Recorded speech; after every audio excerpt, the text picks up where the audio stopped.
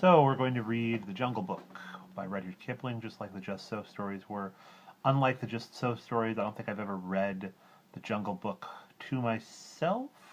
I've listened to an audio recording of it a long time ago, 25-ish years ago.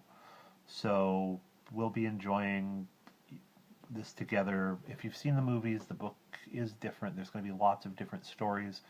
There are good versions in animated and film form, and there are bad versions in animated and film form.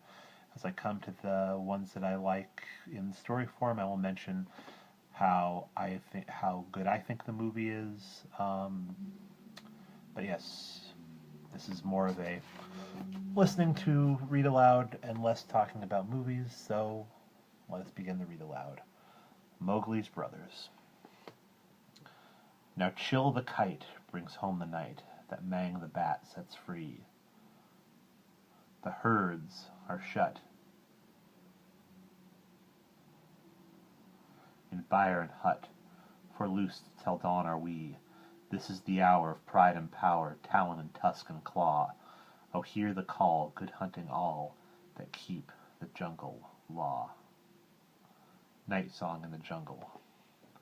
It was 7 o'clock of a very warm evening in the Seoni hills when Father Wolf woke up from his day's rest, scratched himself, yawned, and spread out his paws, one after the other, to get rid of the sleepy feeling in their tips.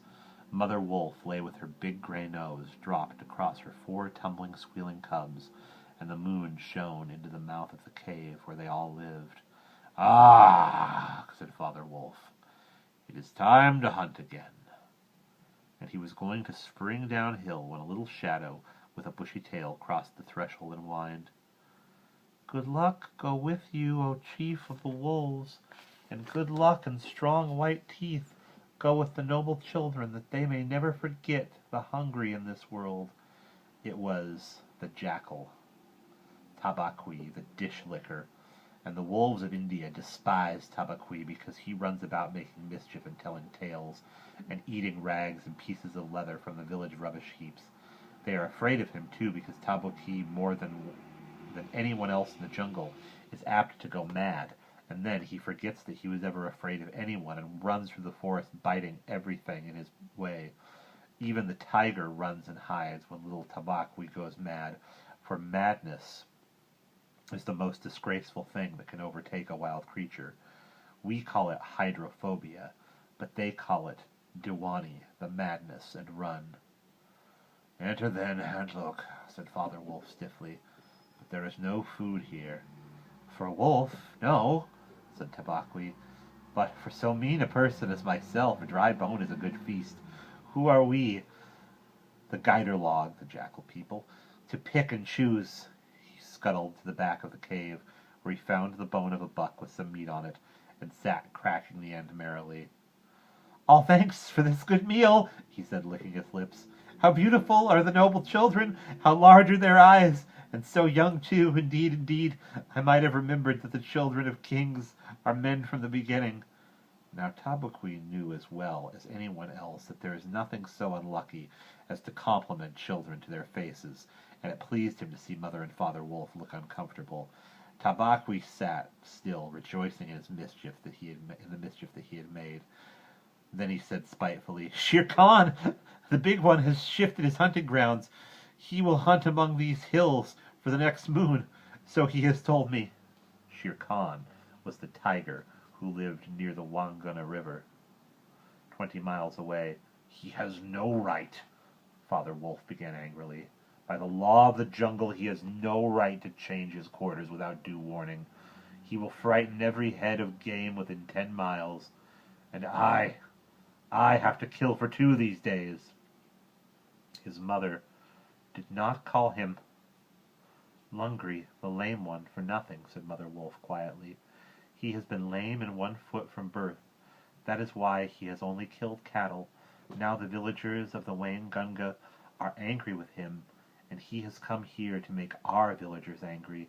They will scour the jungle for him when he is far away, and we and our children must run when the grass is set alight.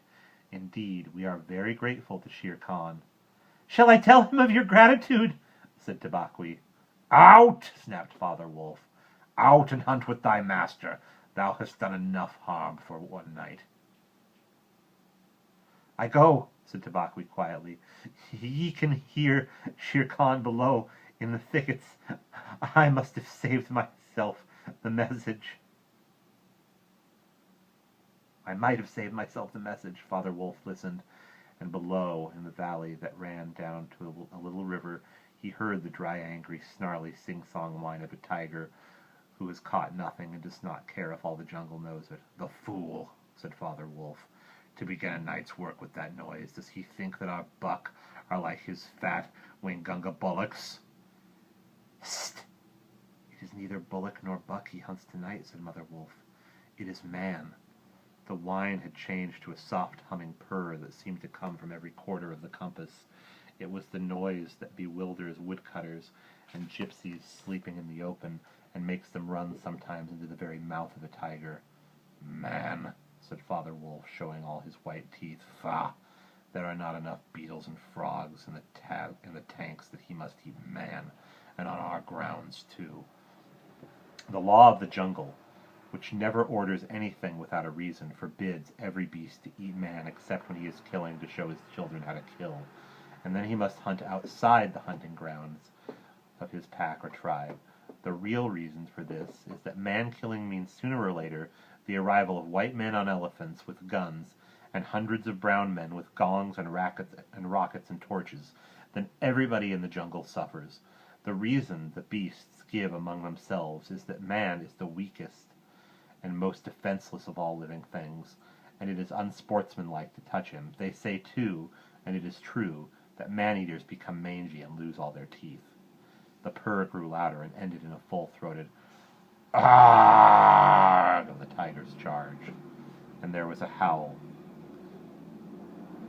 an untigerish howl from Shere Khan. He has missed, said Mother Wolf. What is it? Father Wolf ran out a few paces and heard Shere Khan muttering and mumbling savagely as he tumbled about in the scrub.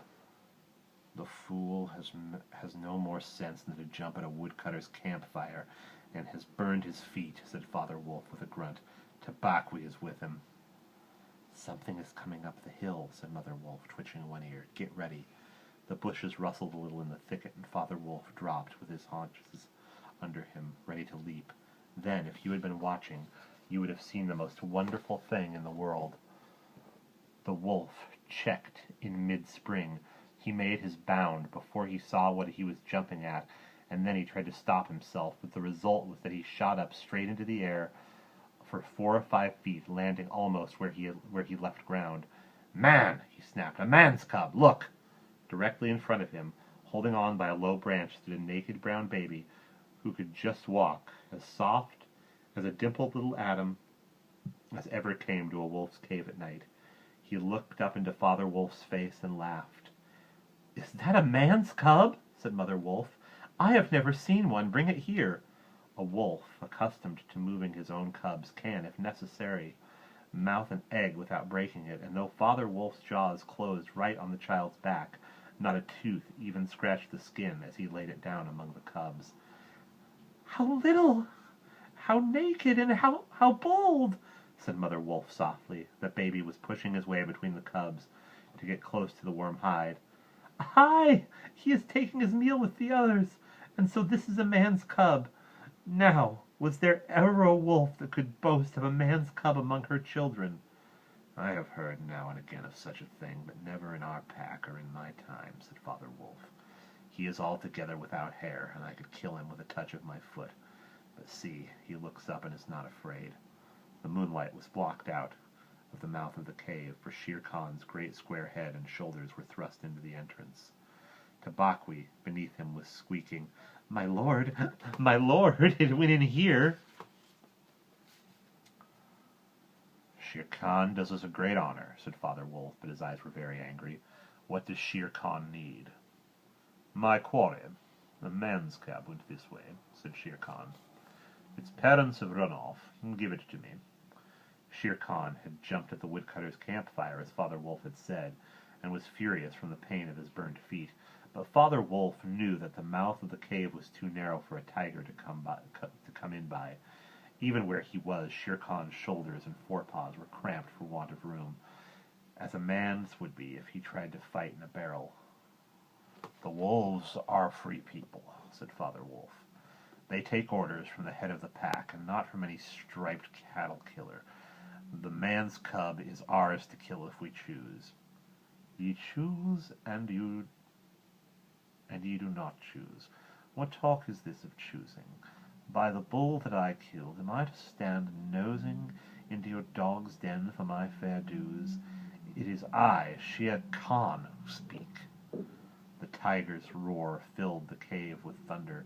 Mother Wolf shook herself clear of the cubs and sprang forward, her eyes like two green moons in the darkness, facing the blazing eyes of Shere Khan. "And it is I, Raksha, the demon, who answer. The man's cub is mine, Lungri, mine to me. He shall not be killed. He shall live to run with the pack and to hunt with the pack, and in the end, look you, hunter of naked little cubs, frog-eater, fish-killer, he shall hunt thee. Now get hence, or by the Sambur that I killed, I eat no starved cattle. Back thou goes to thy mother, burned beast of the jungle, lamer than ever thou camest into the world. Go!" Father Wolf looked on amazed. He had almost forgotten the days when he won Mother Wolf in fair fight from 5 other wolves, when she ran in the pack that was not called the demon for compliment's sake. Shere Khan might have faced Father Wolf, but he could not stand up against Mother Wolf, for he knew that where he was, she had all the advantage of the ground and would fight to the death. So he backed out of the cave mouth, growling, and when he was clear he shouted, "Each dog barks in his own yard. We will see what the pack will say of this fostering of man-cubs. The cub is mine, and to my teeth he will come in the end. O bushy-tailed thieves!" Mother Wolf threw herself down panting among the cubs, and Father Wolf said to her gravely, Shere Khan speaks this much truth. The cub must be shown to the pack. Wilt thou still keep him, mother?" "Keep him?" she gasped. "He came naked by night, alone and very hungry, yet he was not afraid. Look, he has pushed one of my babes to one side already, and that lame butcher would have killed him and would have run off to the Waingunga, while the villagers here hunted through all our lairs in revenge. Keep him? Assuredly I will keep him. Lie still, little frog. O thou Mowgli, for Mowgli the frog I will call thee. The time will come when thou wilt hunt Shere Khan as he has hunted thee." "But what will our pack say?" said Father Wolf.